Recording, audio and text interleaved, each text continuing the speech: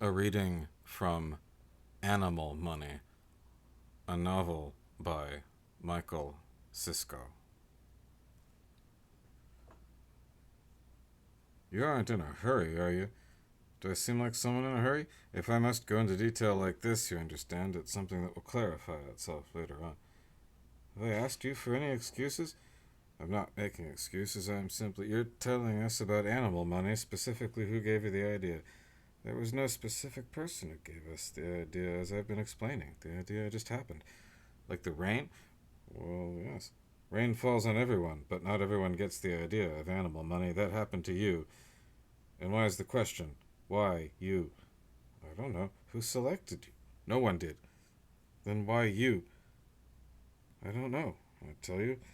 Well, let's pause for a moment. I don't think we have to make such a chore out of all this. You're intelligent, educated. You read a lot, don't you? Like to read? Oh, sure. Sure you do. You like to read. You like to read and think and speculate about the nature of things, about reality, about history. So speculate with me now about animal money. All right, if you like. I like. Well, you see, it's no challenge getting into the cemetery after hours. Having made it to the mausoleum unnoticed, she slips inside to the sunken chamber, the sun peering directly in through one of the skylights, sending a shaft of light right across the floor. It so lies that it comes between Asia and the wall of drawers, obscuring them. The device reproduces exactly the wavelength of the searchlight emanating from Saturn. She sets it on one of the stone benches directly before her parents and plays its dim radiance over the doors. Another device, synced with the first, detects and sifts the arbitrarily diverse chorus of the departed, gushing from the graves in a serene cataract that braids numberless different colored skeins together. Suddenly, the prismatic shimmer of her parents' song rises stark and clear out of that colossally expanding, celestially decomposing chord that undulates with staggered breathing. Asia looks up and sees her father sitting slumped on a bench in a scalloped alcove opposite her, half obscured by the beam of sunlight which lies between them, like a collapsed ceiling timber. Naked, with only some drapery across his lap, he now has the flat, brawny body of a monumental statue. His bald head droops forward, and the spume of a beard he never had in life lies on his chest in a motionless crawl. Her mother is there, too, standing off to one side, erect, stiff as a column, in a petrified gown that extends from her chin to the floor in a slightly curving line from the shoulders, much taller, the head apparently crowned with a wreath. I see. Their voices are hollow, coming more from the fabric of the tomb and the stale air than from their sealed lips and obscured faces.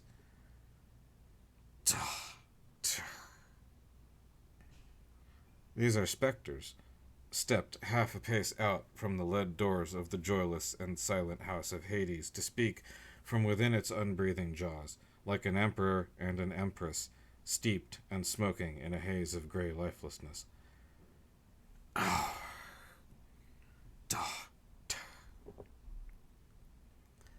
Asia cannot cross the sunbeam and can barely make out their dull eyes and expressionless faces through its glare, which rebounds diffusely from the pale flagstones of the floor as a honey-colored radiance.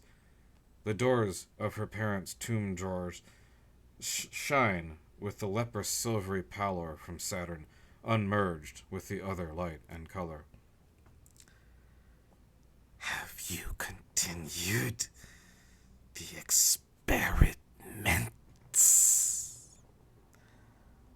There's a flutter now in their voice that rattles and booms like an organ's inaudibly deep notes.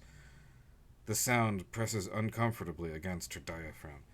Threads of gray appear in her hair, and lines deepen to either side of her mouth. Yes, she says, but I am hampered by lack of money, and by being forced to work alone. Get married.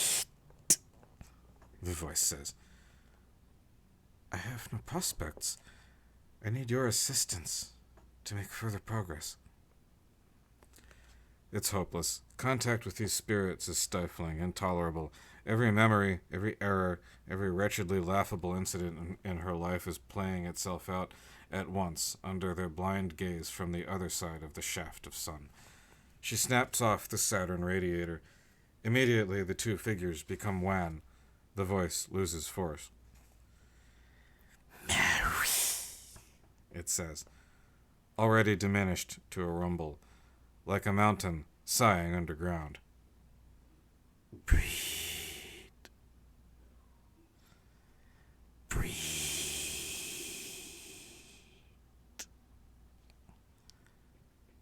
The beam of light has slimmed by half, and the growing dimness has compensated for the thinning out of the two spirits, desaturated film images and tobacco smoke. My parents, she thinks. There, lay down the pen before it goes on too long. Cap it first, then lay it down. Take the hand away and look at the pen lying at an angle, resting on 2 points, one at each end, the rest suspended asymmetrically across the turning groove between pages. The image and the character dim and fade like the plaintive anthem, and spread like the reverberation after music. When, a miraculously brief 18 months later, Animal Money is published by lazy fascist press, it is ignored. No reviews, no sales, no availability, although the IEI purchases review copies as a matter of course. The remaining Professor Long sweeps the internet regularly, spending her days off glued to the computer. Nothing. Professor Budshaw sighs philosophically once a day.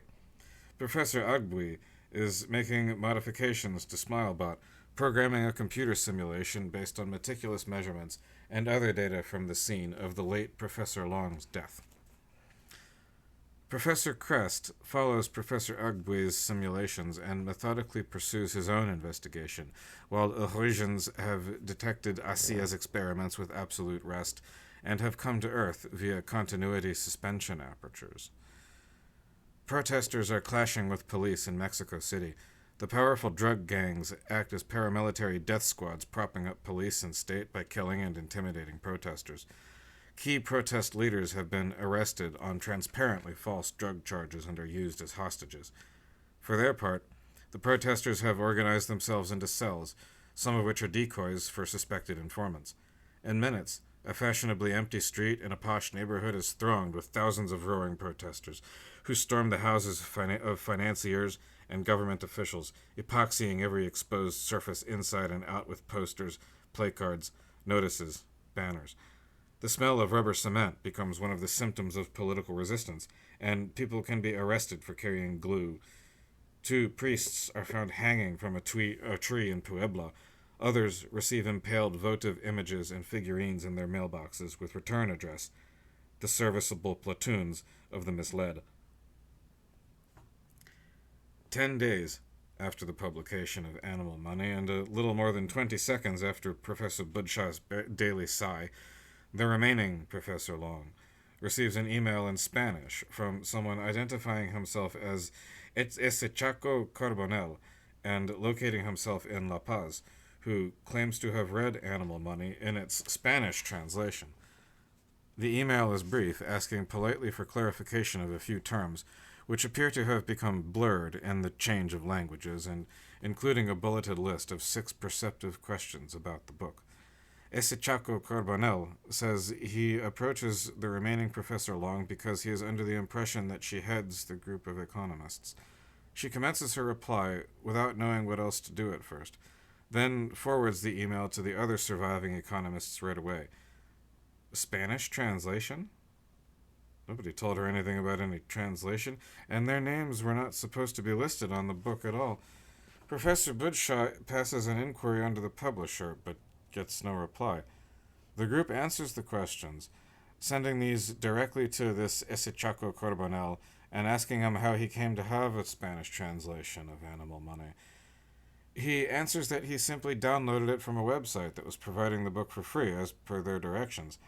The URL turns out to be a placeholder page. Within hours of the receipt of the first message, Professor Agbui receives an email from an Indonesian service provider and signed with the single name Lastri, who evidently elected to approach him because his name was listed first on the title page. His name on the title page?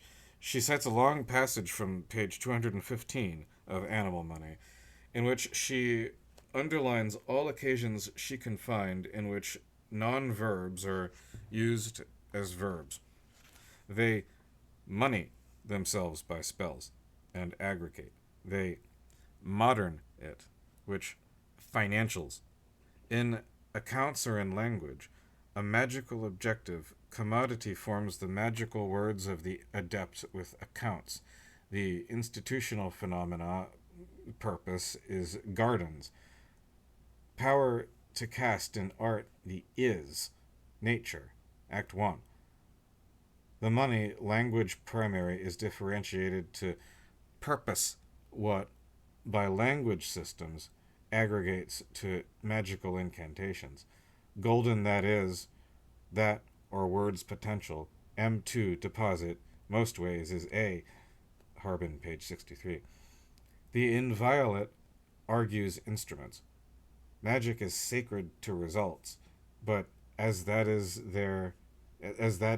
to their the is. Much that spirit's world of magic in fiat comes without form of it. Personal phrases personalize that and instruments. Magic, as by religious extension, is as C, focused nature. Money. Something where being and purchasing is currency of ordinary words. Different, therefore, also even into views, or financializing the conventionally amagical into canwich magic, with extension private, in secrecy, made modernable, and with the respect magic isolation enables art. If you have the time, would you be willing to explain this a little further? Lastry asks politely. The reply isn't half finished before Professor Agbui hears from the remaining Professor Long that she has been contacted by someone from Lagos with similar questions. Professor Budshaw receives an email from Cairo not long after that, followed almost immediately by one from Tbilisi. This letter is written in German and includes extracts from Tiergeld. Professor Crest seems to have attracted the least attention of the four. Only one email, an incomprehensible jumble of verbiage and text speak originating in Burbank, California, reaches him. Animal Money has burrowed its own way out, evidently, distributing itself much as it first presented itself, and it is and isn't a hit. No money for its authors, but as Professor Agbui plots the email messages on a map and runs a time simulation, comment on the book ripples across the globe in longitudinal waves with no particular point of origin. He updates the simulation every hour. The commentary activity moves to and fro in long, steady gusts, like sedentary respiration. Dark economists. This ominous phrase is starting to crop up now in connection with their names. Much is made of those sections written by the late Professor Long, in which he maintains that animal money, in causing the mysterious disappearance of values, is transmigrative, and that the exchange of disappearances generates negative traces, that is, blanks, which are the real matter of animal money. As old currency was backed by gold, animal money is backed by these blanks, which are objective perforations in reality. They aren't anything that can be held in the hand, like a piece of metal, but they are nevertheless concrete suspensions of continuity, which are valued as gold was valued for their immutability. In vain did Professor Agbui object that this constituted an inversion of the gold model, in which the valued commodity is the basis for symbolic currency. Instead, this conception turns the exchange currency into the means of production for a thing of value that, he maintains, cannot be considered a genuine commodity. Professor Crest creates three transparent overlays for a global map. The first indicates the locations of all those who have contacted them with questions about the book. The second shows locations of interesting current events, and the third represents a likely proliferation pattern of the effects of Experiment X13. From these results, he says, we may infer that the late Professor Long introduced a secondary contamination once in North America. An email from Professor Crest. This was just sent to me, he writes. The attachment is a photograph.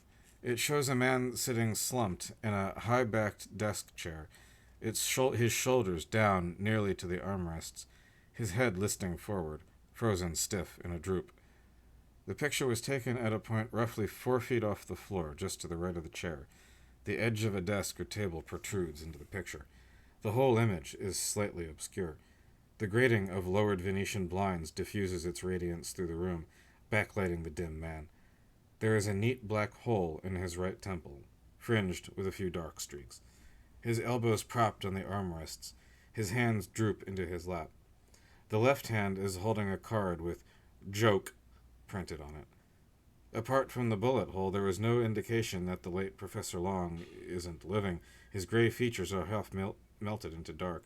The eyes are hooded, but ajar. The eyebrows are slightly raised, and the lips are parted and wry, as if he were in the middle of a dry joke.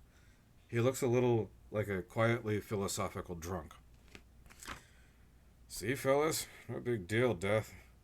Happens all the time. Will happen to you, too. It's easy to imagine him putting the gun to his head and pulling the trigger. It's easy to imagine him so lost in ruminations of that kind. He always did have his head in the clouds. That someone, some living sculpture carved from solid viciousness, could steal upon him unnoticed and shoot him in the head, blasting apart a fine brain whose delicate operations unfold in a way the sculpture is incapable of understanding or concerning itself with. Sculptures like that will never know how little they know. Which particular statue it might have been is not an unimportant question, but who sculpted it? This is a more important question.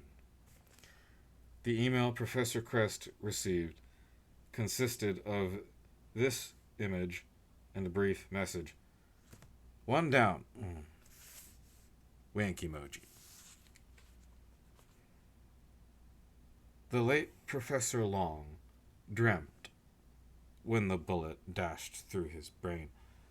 The dream started the moment the bullet touched the skin of his temple and ended the moment it burst out the other side of his skull. It didn't end then, it ended the moment after. There was one additional moment. Wait. Dreams never begin. Something else becomes a dream, a piece at a time, rapidly but not instantly, until it's all dream. Until enough of it is dream. No, until it begins to move the way a dream moves, instead of in the way waking thoughts move. Dreams only end when the dreamer wakes up. So dreams don't actually end, not of themselves, but the dreamer leaves them.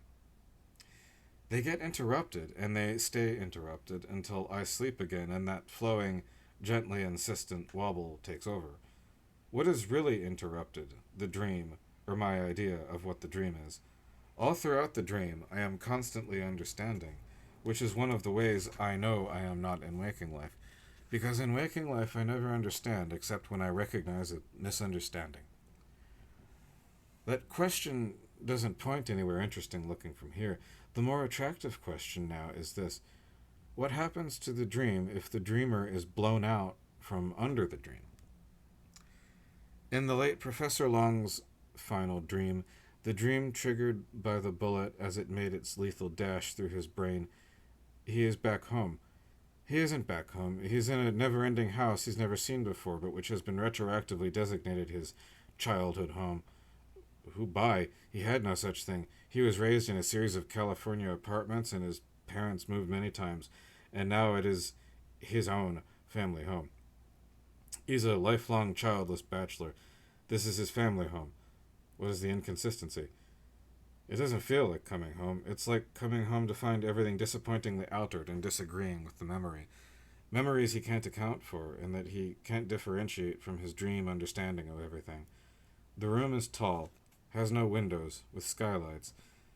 The walls are painted a dark, mottled red. Black columns in each corner. The floor is a chessboard. Ferns and rubber plants in huge pots wave in air conditioning. The furniture is uncomfortable, straight-backed Victorian stuff. Burgundy upholstered sofa, a slouching poof. What's this got to do with animal money? This doesn't have anything to do with animal money. It has everything to do with animal money. I don't know how it does, but I am certain that it does. Qualities is what all these are. I go up to the wall nearest me. There are mirrors, small hand mirrors, mounted to the wall in a random archipelago. All the mirrors in the house are small and mounted in scatters like this. You can never manage to see your whole face at once, not even in the bathroom. I'm having hallucinations. I'm not having hallucinations. The house is haunted. There are rooms that aren't safe that will drive me insane if I go into them, inducing a special insanity forever. Not forever, but only for as long as I stay in those rooms. But what happens once will happen again. I can never be sure after that. I won't have the chance. I won't. Once insane in that way, want to leave those rooms. There are trapped rooms. The traps move around. So there aren't trapped rooms, there are roving room traps. I have to watch for the tell. I don't know what it could be. Most often it's the image of an animal, a coiling white snake-like dog in a painting, there before the feet of the gathered hunters on their horses, their bags heavy with game, heads and tails protruding from sacks, bright plumage like gleaming gems in the dark casket of the painting. The dog's eyes are like blisters, glistening and black. It snarls down at the earth, with lips faintly tinged with pink, bearing yellow fangs, arching its back. Don't go in there. Someone is talking to me, a woman from the village, speaking in her flat, nasal, quotidian voice as she walks quickly across the room behind him. They always get us in here with these high anxiety, but it ain't hard to talk them down to our level, and they know there's nothing we can do about them. You want to try to get this done in the next hour and a half. I couldn't make out that one word. She seems to be talking cavalierly about the householders and about us. Sometime in the past, somebody told me something about the two forces, meaning two forces at work here, or how you have to balance the two forces to keep from coming to the bad ending. No one has ever told me anything about this. I have a pamphlet, like a chick tract. The cover image, long and narrow, shows a drawing of a grave with a rounded headstone and a caption underneath it that reads, "It should have been you." And inside there are images of funerals and coffins and graves and cartoon images of me suffering. I showed them. The safe room has a big mirror in it. The monster can't go into a place where it has seen itself feed. The monster has a charred-looking, living second face burned into its chest, which vacuously gnaws the flesh around it and drinks the blood that trickles out. Its own blood. I've never seen this monster. There may be more than one. It's possible to see through the house without leaving the room by looking mirror to mirror. I seek out a private one, that is, a mirror I can peek into without being noticed. I see Asiya wiping steam off the mirror, water spilling from her hair. Not this mirror, another mirror, looking over her bare shoulder. She turns to me, away from the mirror, and stands facing me through the wall. Her waist is narrow, very narrow. It tapers, set into wide hips, wide but lean. Seen from the front, she looks like a guitar. Seen from the front, she looks like a centaur. She turned, but not to me. She is drying her hair, pressing the water out against her skull into the towel wrapped around her hand. Each press draws the skin tight across her face, pulls her mouth back a little, and she is looking up toward the ceiling, toward the center of the room. The wall, not the ceiling. Not at anything. Vacancy. She's not vacant. The field of vision is not vacant. What vacancy? For who? For whom? He is turning into mist and smoke. He can't tell her anything. She can't hear him. He keeps on asking one question after another, and there's no sound. No feeling of breath or diaphragm or jaws, just a static outline that can only move as a single piece like a slide projection, and he doesn't want to ask questions. He wants to explain something, but it's difficult to know now to know what that is. He might need to explain it to himself first. But what comes out of him, the words, are all hapless questions. Who am I? Where am I? What am I? That never can be really answered. She is rubbing the towel over her head with both hands. A black hole is descending silently toward him.